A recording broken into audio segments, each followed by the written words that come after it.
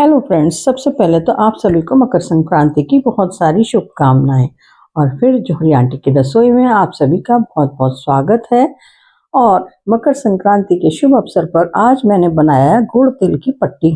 और ये गुड़ तिल की पट्टी जो है ना, ये बस 5 से 7 मिनट में बन करके तैयार हो जाती है। यानी आप दान दक्षिणा जब करने चले तो ये ताजी ताजी बनाकर ही कर सकते हैं।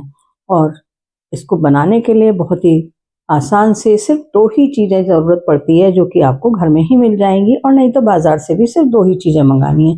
वो है सफ़ेद तिल और गुड़। और कोई चीज़ की ज़रूरत नहीं पड़ती।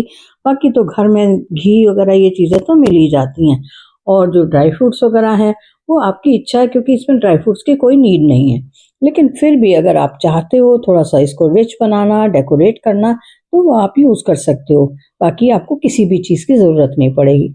तो मैंने इसके लिए 1 कटोरी सफ़ेद वाले तिल लिए और फिर इनको एक फ्राई पैन चढ़ाकर स्लो आंच पर इसको हल्का हल्का ड्राई रोस्ट कर लेती हूँ। देखिए, बिल्कुल हल्का सा ड्राई रोस्ट करना है, जब तक कि हल्का सा तिल चटकने की आवाज़ नहीं आने लगे और खुशबू ना आने लगे हल्की सी।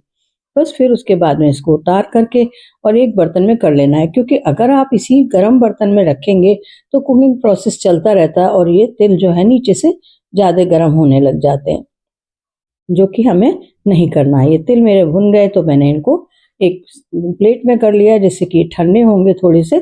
और बाकी उतनी देर के लिए मैंने कढ़ाई चढ़ाई और कढ़ाई पे मैंने 1 कटोरी, यानी 1 कटोरी तिल लिए थे तो 1 कटोरी ही मैंने गुड़ लिया है। गुड़ को काट करके बारीक बारीक कर लिया था। और यहाँ पर गुड़ का पाउडर जो मिलता है वो ले सकते हैं, लेकिन फिर वो आपको थोड़ा सा ज़्यादा लेना पड़ेगा। और फिर ये 1 चम्मच मैंने घी लिया है। इस घी को, क्योंकि ये पिघला हुआ नहीं है, जमा हुआ घी है, इसलिए ये 1 चम्मच लिया है। वैसे 1.5 चम्मच तक का, 2 चम्मच तक का आप घी इसमें डाल सकते हैं। उससे क्या होता है कि ये गुड़ बहुत आसानी से मेल्ट होता है और जो पट्टी आपकी बन के तैयार होगी उसमें चिकनाहट दिखाई देगी, चिकनी चिकनी बन के तैयार होगी, बहुत ही सुंदर लगती है फिर वो। और खाने में भी टेस्ट बहुत आता है और सॉफ्ट बहुत होती है। अगर आप घी नहीं डालेंगे तो सॉफ्टनेस उतनी नहीं रहेगी। इधर मैंने ये किचन काउंटर जो है उसको मैंने बिल्कुल अच्छे से धो के साफ कर लिया था और फिर उस पे ये हल्का सा ग्रीसिंग कर देती हूँ घी से ही। 1 चम्मच घी डाला और उसको ब्रश से स्प्रेड कर दिया। इधर ये मेरा जो गुड़ है वो मेल्ट हो गया है, लगभग पूरा ही मेल्ट हो गया है, लेकिन अभी ये तैयार नहीं है जब तक कि इसमें झाग से नहीं बनने लगे और हल्की सी वाइट सा कलर नहीं आने लगे। बस ये देखिए, आप थोड़ा सा झाग से बनने लगे ना, बस ये अब तैयार है हमारा। तो जब ये बिल्कुल तैयार हो गया है, थोड़ी सी देर इसको चलाकर और अब इसमें मैं तिल डाल देती हूँ। तो तिल डालेंगे और तिल डाल करके इनको चला देंगे, फटाफट से करेंगे। गैस को इस समय बिल्कुल स्लो कर देंगे। पहले अगर आपने इसको मीडियम करा हुआ था तो इस समय बिल्कुल स्लो कर देना है गैस को, और स्लो गैस पे बड़ी तेजी से हाथ चलाते हुए इसको मिक्स कर लेना, नहीं तो ये जमने लगेगा। और फिर जब ये बिल्कुल अच्छे से मिक्स हो जाए, बाकी तैयारियां हमने पहले से ही करके रखी हुई हैं तो इसलिए हमें इसमें टाइम नहीं लगना है। और ये जब अच्छे से बिल्कुल एकदम डो की सी शेप ले लेगा, तब इसको ले करके हम इसको प्लेटफॉर्म पे डाल देते हैं जहां हमने घी लगा रखा है पहले से ही। बस इसको डाल दिया और डाल करके इसे देखिए कितनी आसानी से ये फैल रहा है इसमें इस समय, क्योंकि प्लेटफॉर्म जो है ये अपने आप ही जल्दी से फटाफट से हीट भी हो जाता है। अब इसके ऊपर मैं थोड़े से पिस्ता मैंने काट करके रखे हुए हैं, तो वो पिस्ता मैं इस पर स्प्रेड कर देती हूँ। आपकी इच्छा है कि ड्राई फ्रूट्स आप यूज़ करें तो पिस्ता, काजू, बादाम कोई भी चीज़ यूज़ कर सकते हैं, और नहीं तो कोई ज़रूरत नहीं है, तिल से ही ये तिल पट्टी तैयार हो जाती है।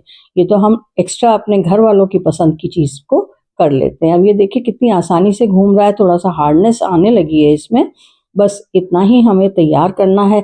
इसके बाद बेलन ले करके, और फिर कोई घी वगैरह लगाने की ज़रूरत नहीं है बेलन पे, ऐसे ही सादा बेलन से आप इसको आराम से फैला सकते हैं। तो बिल्कुल पतली पट्टी बन करके तैयार हो जाएगी। जितनी पतली आपको करनी है उतनी, बहुत ज़्यादा पतली भी नहीं करनी है और बहुत मोटी भी नहीं, यानी आपको जो पसंद है, जिस तरह की आप खाना चाहें बस उसी तरह की। और साइड से अगर अनइवन होने लगा है तो इस तरह से अंगूठे से और उंगली से दबा करके उसको एक सा कर सकते हैं। अब मैंने ये थोड़ी सी इलायची पाउडर लिया है, इसको भी मैं इसके ऊपर स्प्रेड कर देती हूँ। और जिस समय मैंने तिल डाले थे तो उसमें से मैंने थोड़ा सा 2 चम्मच के करीब तिल भी बचा लिए थे भुने हुए, वो तिल भी मैं इसके ऊपर डाल देती हूँ। तो उससे ऊपर से भी तिल दिखाई देने लगते हैं और बहुत ही अच्छा लगता है, देखने में भी सुंदर लगता है। और तिल पट्टी मतलब तिल पट्टी, तिल हो अंदर भी हो बाहर भी हो तिल, तो मज़ा ही आ जाता है। बस इसको फिर एक बार हल्का सा बेलन इस पे चला दिया, जो ये तिल जो ऊपर से डाले हैं ना, ये तिल चिपक जाएंगे इस पे।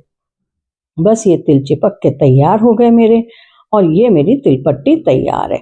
अब क्योंकि आज एकादशी थी तो चावल बन नहीं सकते थे, इसलिए मैंने आज बनाई है बाजरे की खिचड़ी, और उसकी रेसिपी मैं आपको डालूंगी, शाम तक आपको मिल जाएगी हर हालत में, जिससे अगर आप कल भी चाहें तो वो बाजरे की खिचड़ी बना सकते हैं। बहुत ही स्वादिष्ट होती है, बहुत ही हेल्दी होती है, प्रोटीन रिच होती है, यानी आप उसको साधारण में भी कभी बना करके खा सकते हैं। इसके स्क्वायर पीस काटिए, चाहे वैसे ही तोड़ तोड़ के इसको पट्टी को आप यूज़ करिए। तो ये मैंने इसके स्क्वायर पीस काट लिए हैं, और काट करके जितने स्क्वायर कटे उतने स्क्वायर काट लिए, बाकी के तोड़ दिए। यानी आराम से आप इसको कर सकते हैं और खा सकते हैं, बहुत ही टेस्टी बनती है। ट्राई करिएगा और बताइएगा। हाँ, अगर आप ये चैनल सब्सक्राइब नहीं किया है तो प्लीज़ सब्सक्राइब करिए, बेल आइकन प्रेस करिए। फिर मिलेंगे, बाय।